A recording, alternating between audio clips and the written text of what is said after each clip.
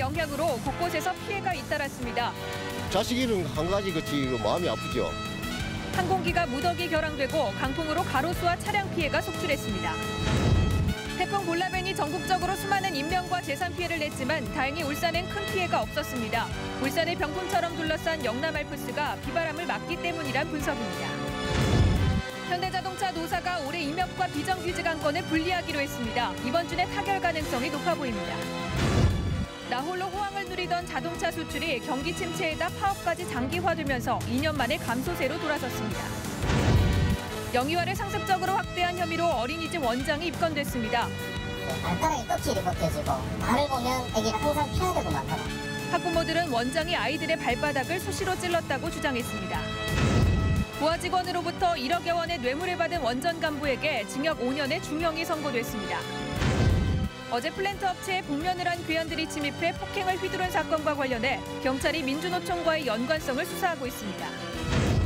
종합장사시설인 울산하늘공원이 착공 2년 반 만에 오는 12월 문을 엽니다. 여러분 안녕하십니까? 8월 28일 화요일 UBC 프라임 뉴스입니다.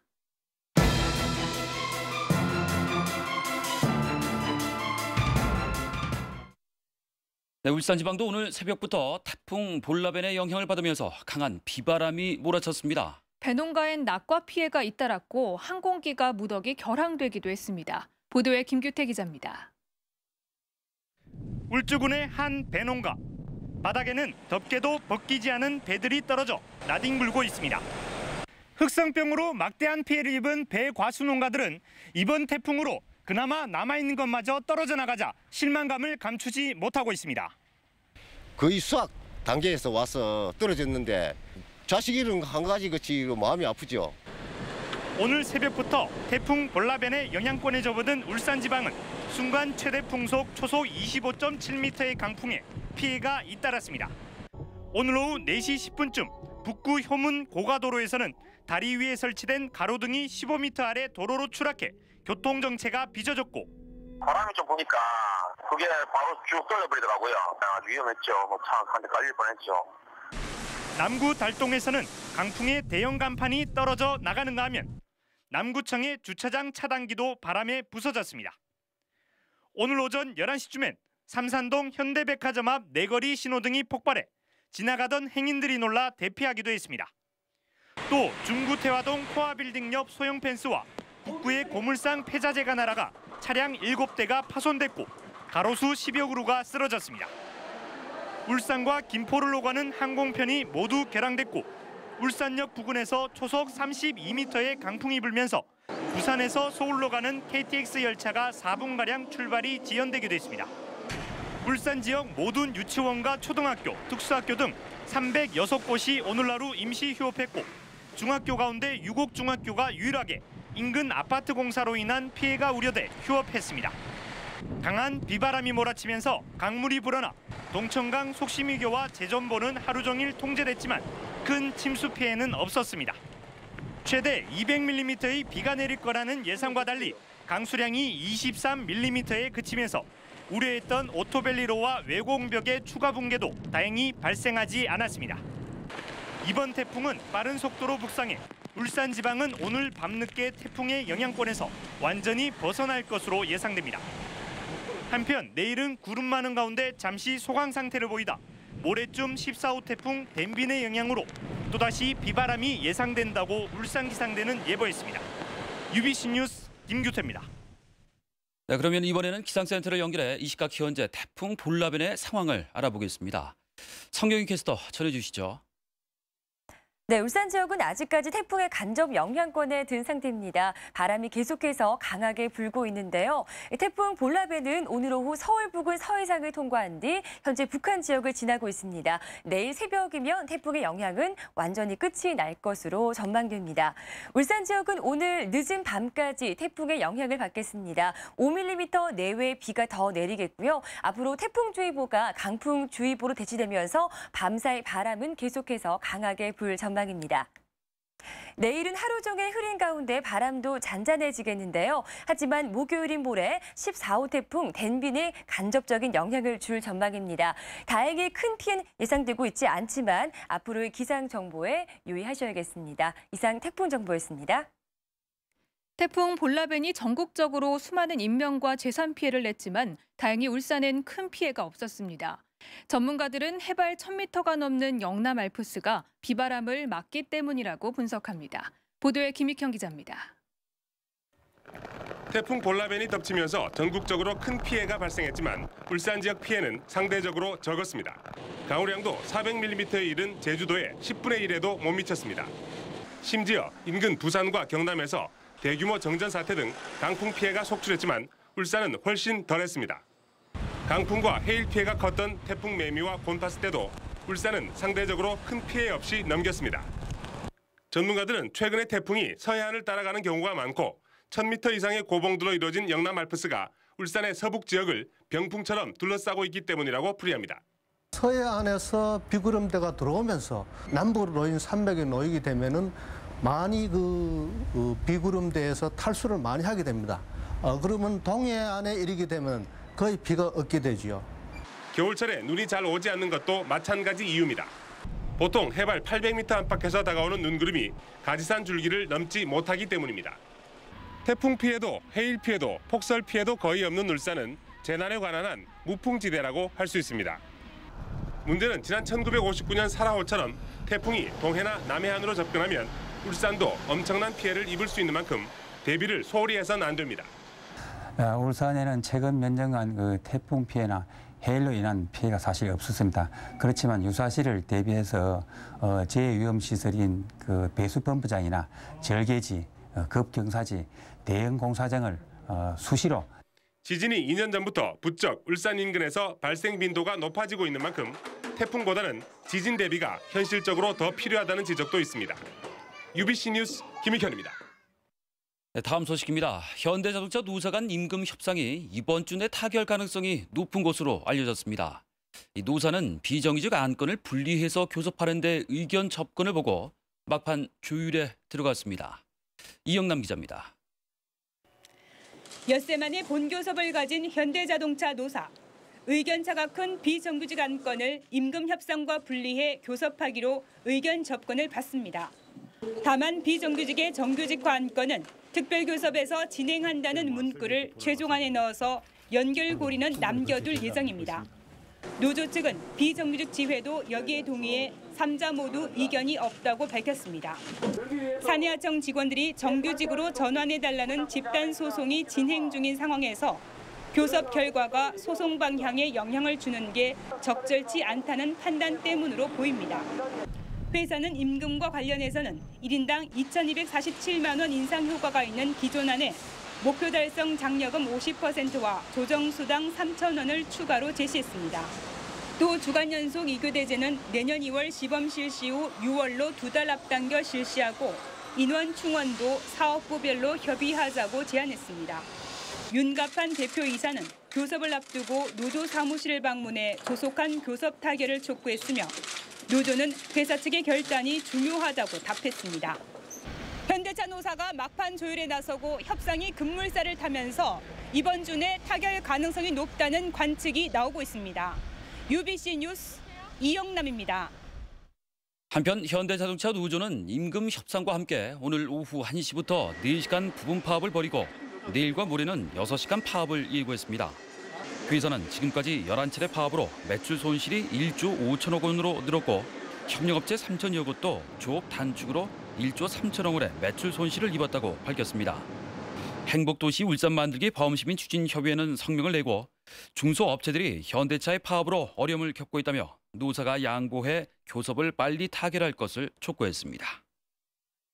나홀로 호황을 누리던 자동차 수출이 2년 만에 감소세로 돌아섰습니다. 경기 침체와 파업 장기화, 해외 시장의 악재까지 겹쳤기 때문으로 풀이됩니다. 보도에 서영만 기자입니다. 현대자동차의 지난달 미국 시장 수출은 2만 7천여 대, 6월 3만 6천여 대에 비해 9천여 대나 줄었습니다.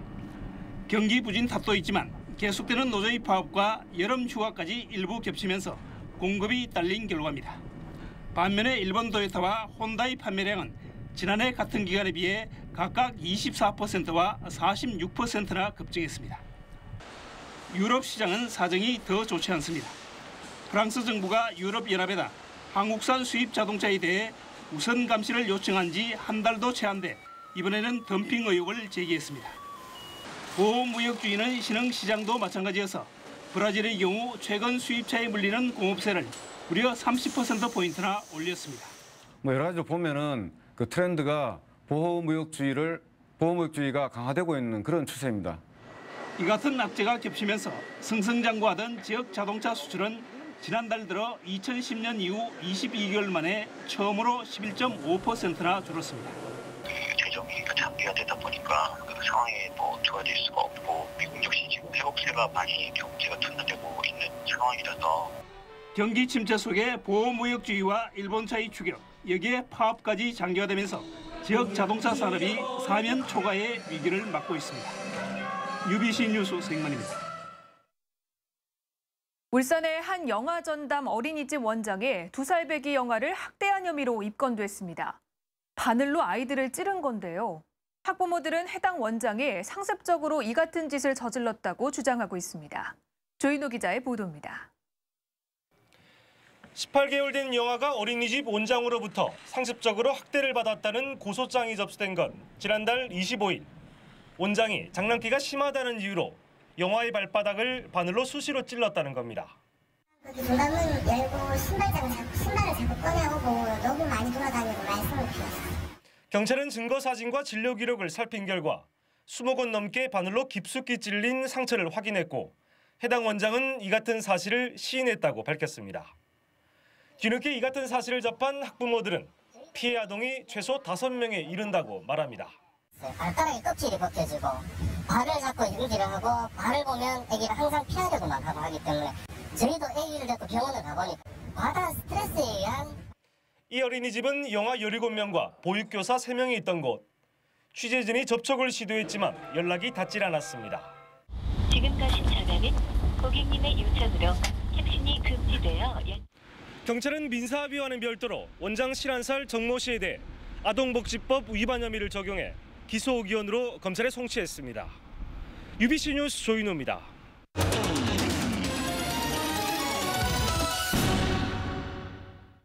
어제 남구의 한 프린트 업체에 복면을 쓴 괴한들이 회사 직원들을 폭행한 사건과 관련해 경찰이 수사를 확대하고 있습니다. 남부경찰서는 프린트 업체에 들어가 임직원 5명을 폭행한 혐의로 민주노총 프린트 건설노조 조합원 35살 장모 씨 등 2명을 입건해 범행 동기와 윗선 개입 여부 등을 추궁하고 있습니다. 이 업체 앞에서는 2주 전부터 민주노총과 한국노총 그리고 국민노총 프린트 조합원들이 고용 문제를 놓고 마찰을 빚어왔습니다. 경찰은 장 씨가 나머지 괴한들의 신원은 모른다고 진술함에 따라 CCTV 등을 정밀 분석해 혐의가 드러나면 모두 사법 처리할 방침입니다. 울산지법은 뇌물수수와 배임수재 혐의로 기소된 한국수력원자력 지역원자력본부 팀장 54살 신모 씨에게 징역 5년에 벌금 5천만 원 그리고 추징금 1억 800만 원을 선고했습니다. 신 씨는 지난 2008년부터 인사평정 때 좋은 점수를 주거나 납품업체로부터 접대와 금품을 받은 것을 묵인해 달라는 청탁과 함께 부하 직원으로부터 모두 8,500만 원을 받아 챙긴 혐의를 받고 있습니다. 신 씨는 또 납품업체를 운영하는 부하 직원에게서 2천만 원을 받은 혐의도 받고 있습니다. 울산지법은 오늘 공직선거법 위반 혐의로 불구속 기소된 51살 김모 씨 등 7명에게 70만 원에서 150만 원의 벌금을 각각 선고했습니다. 김 씨 등은 4.12 총선을 앞둔 지난 2월 중구 한 식당에서 주민 20여 명의 식사비 54만 원 상당을 대신 지불하고 자신들이 지지하는 모 국회의원 예비 후보자를 도와달라고 요청한 혐의로 기소됐습니다. 법원은 또 경남 양산의 국회의원 선거 자원봉사자로 활동하면서 선거구민 3만 9천 명에게 후보자 이름이 포함된 문자 메시지를 보낸 30살 박모 씨에게 벌금 300만 원을 선고했습니다. 새누리당과 울산시가 다음 달 4일 시청에서 19대 국회 개원 이후 처음으로 당정협의회를 개최하기로 했습니다. 울산시는 이 자리에서 울산 지역 현안 사업을 보고하고 울산시의 중장기 발전 계획에 대해 논의할 계획입니다. 새누리당 국회의원 6명은 상임위원회와 지역구를 감안해 내년도 울산의 국비 확보 방안에 대해 중점 논의할 방침입니다. 장묘 문화가 자연장으로 변화하는 추세인 만큼 자연장지를 활성화해야 한다는 주장이 제기됐습니다. 김미혜 서라벌대 교수는 오늘 시청에서 열린 자연장지 운영 시민 포럼에서 울산의 화장률은 77.7%로 전국 평균보다 10% 이상 높은 만큼 자연장지를 활성화해야 한다고 밝혔습니다. 울산시는 이 자리에서 원스톱 장례 서비스가 가능하고 자연장지를 갖춘 종합장사시설인 하늘공원을 오는 12월에 개장한다고 밝혔습니다. 하도급 부조리 근절을 위해서 전문 건설업체도 종합건설업체와 동등한 자격으로 참여하는 주계약자 공동도급제가 도입되어 있지만 지역에서는 제대로 적용되지 않고 있습니다. 전문건설협회에 따르면 올 들어 현재까지 전국적으로 200여 건이 공동도급제로 계약되어 있지만 울산에서는 울주군 1건, 그리고 동구 1건, 교육청 1건 등 3건이 그치고 있습니다. 협회 관계자는 제도가 도입된 지 3년이 지났지만 울산시 차원에서 추진된 것은 단 한 건도 없다며 울산시가 다단계 하도급 관행을 없애는 데 앞장서 줄 것을 요청했습니다. 다음은 간추린 뉴스입니다. 제9대 울산시 교육발전협의회장에 김철 울산상공회의소 회장이 연임됐습니다. 울산교육발전협의회는 30여 명의 위원으로 구성됐으며 김철 회장은 앞으로 1년 동안 지역 교육 발전을 위한 정책 자문 역할을 하게 됩니다. 울산시 교육청은 오늘 퇴임 교원 79명에게 훈포장을 전달했습니다. 이 자리에서는 울산여상 강철호 교장 등 13명이 황조근정 훈장을, 미래정보고 백성봉 교장 등 13명이 홍조근정 훈장을 받았으며 명정초등학교 박혜자 교감 등 17명은 근정포장을 받았습니다. 울산시 장애인체육회는 오늘 울산시 장애인 요트협회 요트 경기정을 전달했습니다. 이 요트 경기정은 백정형외과와 이영산업, 장애인체육회가 3,200만 원을 후원해 마련한 겁니다. 유니스트 대학원생인 이수연 씨가 공학 분야 아시아 여성 리더를 후원하기 위한 구글 아니타보그 장학생으로 선정됐습니다. 이 씨는 지난 2010년 삼성전자와 영상처리 알고리즘을 개발하는 프로젝트에서 화질을 개선한 것이 특허 등록돼 아시아에서 15명의 장학생 명단에 포함됐습니다. 이제 날씨가 많이 잠잠해진 것 같습니다. 성결 캐스터 자세한 태풍 상황 전해주시죠.